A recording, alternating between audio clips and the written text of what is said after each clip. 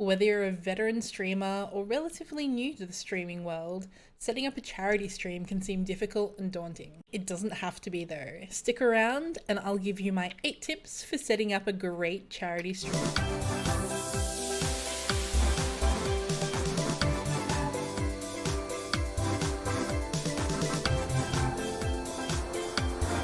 What is up? I'm Vandalized, streamer, dreamer, and sushi eater, here to help you level up your stream with tips and tricks. If that sounds like something you're interested in, make sure you smack that subscribe button and ring that little notification bell so you know when I have new content for you. Setting up a charity stream. I have some great tips for you. Tip number 1 is making sure you choose your charity carefully. You really want to make sure that when you're choosing a charity, it's something that really resonates with you and something that you really believe in. You want to choose something that aligns with your beliefs, something that you really believe in, something that truly resonates with you. A charity that I like to do fundraising for is checkpoint.org.au. They're a great charity that uses the power of games to help people through mental health issues. So they have lots of free resources available to help people with mental health, to help them work through it using the power of games. They're a completely not-for-profit. They make lots of free resources, and they're something that I really believe in as someone who lives with mental health issues and is also a gamer. So they're a charity that I can really get behind. They really resonate with me. I really believe in the work that they do, and I can talk about it confidently. You want to make sure that when you choose your charity, you can do all of those things. This brings me to tip number 2. When you choose your charity, you really want to make sure you put some research into what it is that they stand. There's really not many things as embarrassing as setting up a charity stream. You're all raring to go, you're playing games, you're talking to people, and then somebody comes in and they're like, hey, what's up? What are you raising funds for? And you're like, I'm raising it for just this charity. And they're like, oh, cool, what do they do? And you're like, oh no, I'm raising funds for this charity. It doesn't come across as being particularly professional, and if you aren't able to let people know what the charity is going to be doing, you're not able to tell them what their money is going to be going toward. And it also doesn't come across as something that you've really bought into, that you really feel passionate about. And you really want to bring that passion and that belief into your charity content. So a few things that it might be useful to research is finding out what their mission statement is. It can also help to research how long they've been around, find out some stats on the work that they do. So how many people that they've helped, how many countries they operate in, some of the initiatives that they have been part of recently, as well as making sure you find out what some of the goals that they're working toward now are, because that's going to give people information on exactly where the money that they're going to be donating is going to be going to. So those are just a few things that are really worth researching. Tip number 3 is to choose the correct fundraising platform. I actually personally don't recommend doing a fundraising stream and having people donate to your personal tips page. It looks less professional, it looks less genuine. Whereas if you use a platform such as Tiltify or Everyday Hero, people are going to see that the money that you're raising goes directly to the charity organization. But using those platforms is also kind of great for vetting the charity itself, because those platforms will only accept registered charities. So it means that you can confidently let people know that the charity that you're raising funds for is a genuine one, and it makes a lot of this setup a lot simpler for you as well. If you're lucky, if you're joining a charity fundraising event that someone else has already established, a lot of the setup work is going to be done, so you can just join that particular campaign, particularly through something like Tiltify or Everyday Hero, and from there you just put in your details, set up your campaign, set your fundraising goal, and you're good to go. Makes it super easy. Tiltify in particular integrates really well with Streamlabs. So you can have alerts coming up, you can have an on-stream goal ticker, things like that. Just makes your stream look that little bit extra professional, really sleek and nice. and will help get people hyped up as well if they can see that goal ticker going along. And if they have alerts coming up whenever they put through their donations, they're all like, oh my god, wow, cool. And it makes it easier for you to keep track of when donations have been made, because you'll hear that notification too, and you can go, oh my god, thank you so much for that donation, that was great, you're helping these guys out. For anybody else that didn't know, they were raising funds for these guys, and you can go into your spiel from that. Yeah, making sure you have a good platform is a great way to get all of that set up and running really smoothly for you. My next tip is to be mindful of picking the right days, times, and length for your fundraising stream. So again, if you've already joined an established event, most of these things are going to be picked for you, or at least the date is going to be picked for you. When it comes to picking the time, where possible, try and pick a time that aligns pretty closely with what your normal streaming schedule times would be. Even if it's on a day that you wouldn't normally stream, making sure it's at the same time is going to help to maintain those rituals that you've already created. It's going to maintain that consistency with your community and your viewers, and you're going to be more likely to have your regular community coming in and helping to support you during the event. That being said, sometimes when you're doing a fundraising event, you do have to do it at a different time, and that's completely fine. Do be mindful that if you are joining an event that runs for more than a day, so it runs for a week or a whole month, pace yourself. Don't make your streams too long. You're going to burn yourself out really fast. And that's not going to be good for anybody. You're going to find it really hard to engage people.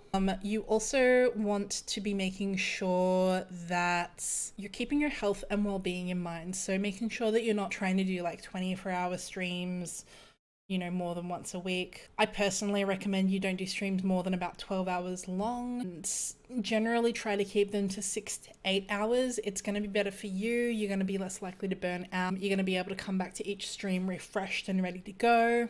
But of course, stream length is going to be up to you. Just keep in mind that you do want to be keeping your health and well-being in mind with any of those things. This brings me into my fifth tip for running a charity stream, and that is promote your event. So once you've set your dates and your times and you've got your schedule set up for when it is that you're going to be streaming for this charity event, make sure you promote it. You want to make sure people know when you're going to be streaming. You want to get them hyped, and you want to get them to buy into this idea of it being a really special event and them being able to make a difference.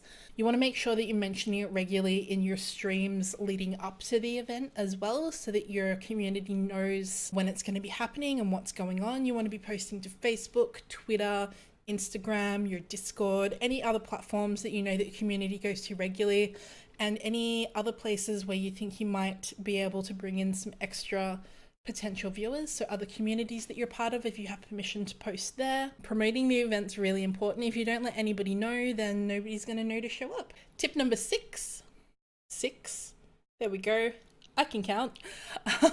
Tip number 6 is going to be setting realistic goals, milestones, and rewards for donation. People are donating to your charity of choice, and that is great, but people are going to be expecting entertainment in return for their donations. And there's a few different ways that you can set these up. Setting up milestones is great. So if you've got your main goal, you want to set little milestones so that people can get hyped up along the way and be more encouraged to keep donating, or encourage other people to donate so that you can hit each milestone. And it's great to have for each of those milestones some kind of event or something that you do to celebrate hitting it. Some great things for that can be doing something entertaining when you hit a milestone. So something like eating something, I don't know, Bean Boozle beans, chilies, or drinking something that you don't particularly like. Other things can be doing a set number of push-ups or jumping jacks, something physical. And people love seeing streamers suffer a little bit during charity streams. But when you are setting these goals, again, I can't stress this enough, make sure you keep your health and well-being top of mind. So when you set your goals, don't do anything that's going to put yourself in danger. Don't do anything that's going to really negatively impact your health. Not only is that going to put a bit of a downer on your stream, it's going to reflect poorly on the charity if something really bad happens to you. So don't do streams where for every donation you do a shot, or something ridiculous like that, it's never going to end well. Make sure your goals are realistic and entertaining. You can have things like making sure that you have your alerts set up for donations, adding donor names to a board or writing them on your face, something silly like that. Making sure you have rewards for specific amounts donated, so making sure you have a reward for people that donate $10, something for when they donate 20, something for when they donate 50, etc. For specific quantities donated, you can give people the opportunity to join you in game or to nominate what the next game is that you will play. You can have people request that you sing something ridiculous. You can have them request songs that you know are going to be torturous and trolly. Or another favorite one is giving people the opportunity to go into the draw for a gift. So those are all viable options. There's lots of other options as well. Again though, I really can't stress this enough. Keep your health and well-being in mind. Please don't do yourself any damage just to raise funds and get more viewers, because again, it rarely ends well if you do yourself some real damage. Tip number 7 is to make sure that you have chatbot commands and timed posts set up. So most bots can set up commands and timed posts as far as I'm aware. The one that I'm most familiar with is Streamlabs chatbot. So you want to set up a command like charity or donate and have like a little tiny blurb on who it is that you're raising funds for, as well as the link to your donation. Having that available for anybody to be able to type in the command so that it comes up means that people will have a really fast way to be able to get to your donation page.